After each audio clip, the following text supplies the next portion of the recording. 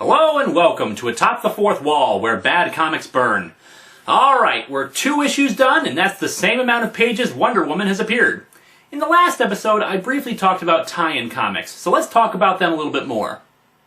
Tie-in comics are also meant to boost sales of that comic, the operating theory being that people will buy anything with the event's logo slapped on it, hoping to get more of the story. Since, as we saw with Amazon's attack, important plot details have been stuck in comics outside the story itself! Sadly, this theory does work, but the real hope is that after the tie-ins, readers will stay with the book even after the event is over. Sometimes it works, sometimes it doesn't. And with Amazon's attack, it didn't. In fact, for the issues of Teen Titans that tied in, the book was actually beginning to gain readers again. But a few thousand people actually dropped the book when the tie-ins occurred. Now, Wonder Woman was essential reading for this whole mess, and the issues really should have been included in the hardcover release. Hell, there were actually 7 issues labeled as tie-ins to it! That's more issues than the main comic! And the numbers just declined and declined as it went on.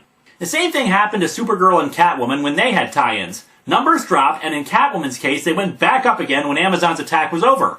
So, needless to say, the comic reading public wasn't exactly happy about the book itself. And since I'm still recapping and reviewing it for you all, I'm not happy either.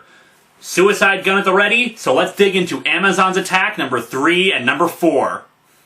And since we're switching to a new issue, of course there's a page dedicated to explaining the tie-in material. The first 2 paragraphs can be outright skipped. Nothing is written there that we don't see for ourselves in the book. The only important information that we get out of this is that Diana once again confronts Hippolyta. Seriously, someone who actually read those issues want to tell me if she used the lasso on her? At all? And the Amazons have released a deadly new weapon on mankind. A swarm of Stygian killer hornets that, although we've never seen them before, are apparently native to Themyscira. Don't ask me, people. They're seriously making this stuff up as they go along. To make matters worse, one of these never-before-seen killer bugs has stung Nemesis! Oh my god! Oh my god! He's been stung by a giant killer bee with a poisonous stinger on an island with mystical energy and magics and the power of the gods behind it! He could only have minutes to live! Or seconds! And is now mere hours from death! What, hours? Hours?! I know most insect stings are only fatal if the person's allergic, but come on! Where's the tension? Where's the drama in a deadly sting that kills in hours? And these are supposed to be magic hornets, for crying out loud! Geez, the only thing in this book that isn't half-assed is the artwork, and isn't that great. Okay, our opening is another recap page done with Lex News. It was only days ago, but it feels like a lifetime. You're telling me. Soon the streets ran red with American blood. Tourists, lawmakers, men, women, and children. Grandparents, street sweepers, hookers, pet store owners. I can do this all day, people. Police officers, soda machine repairmen. Now our nation's capital is in ruins, and our once proud government lies shattered. But it was mostly the Green Party, so nobody cared. What? Superman arrives in Kansas and easily puts out the flames since, you know, he's Superman. After flying off, the Kansas residents switch on a TV and the news continues to blare on about how horrible things have gotten. Reports coming in from all over of a nation tearing itself apart. Traffic pouring out of Manhattan at a standstill. Wait, never mind, that's normal for Manhattan. All flights canceled nationwide. Riots at O'Hare, LA, SeaTac. See, that has nothing to do with the Amazons, there were just a couple of flight delays. And every hour, new reports of murders, suicides, and assaults. You know, there's no indication in the comic that this event has been going on for days or whatever. Basically what they're saying is that within one day of a large group of women with primitive weaponry attacking Washington, D.C., the entire country is falling apart.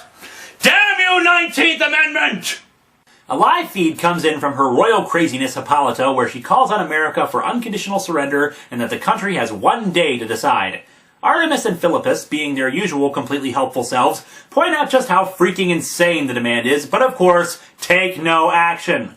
So, while Hippolyta kills the cameraman, they just hang off to the back and hold their arms all sad and sullen-like, not knowing what to do.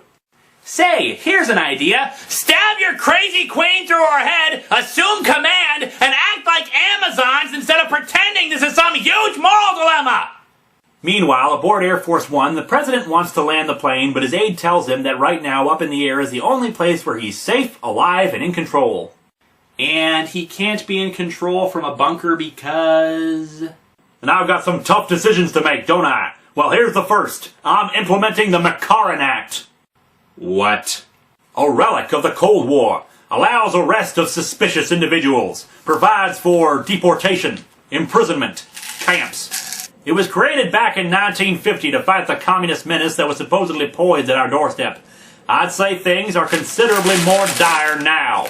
It'll be controversial to say the least. I don't care! The country is ripping itself to pieces! The people need to know that they're safe, secure. They need to know that someone strong and capable is looking out for them. Implement the order, now! There's no other way to save the country! Stop it! Stop right there! I need a minute. I'm just gonna put my face in a pillow and try not to smother myself, tempted as I may be. And yet somehow this is still more entertaining than the comic itself. I can't believe they actually thought this was a good idea. They took a simple, if entirely stupid, invasion story and made it into some diatribe against the Bush administration and the war on terror. It boggles the mind that no one, writers, artists, or editors along the way stopped for a moment, turned to the others and asked, "Are we sure this is a good idea?" And it only gets worse, people. Just wait. At the Korean War Memorial, Batman is fighting some Amazons and, for some reason, these ones haven't decapitated all the statues or blown them up. Why these ones when they've basically annihilated every other structure? If I even need to answer that, you haven't been paying attention so far. Superman arrives and knocks out the remaining Amazons. Batman, acting way out of character. Someone acting out of character in Amazon's attack? What a shocking development! Tell Superman that it's war and basically it's okay to kill your enemy, even though one panel later he says he still won't kill. I just don't... Okay, now that my faculties are a little bit better, the two discuss how the tactics of the Amazons are unusual to say the least. But enough of that scene, let's switch over to the Athenian Women's Shelter just outside of Washington, D.C. The Justice Department suddenly arrives to arrest all the women there because, again, this is supposed to be some subtle critique on the war on terror. For the love of high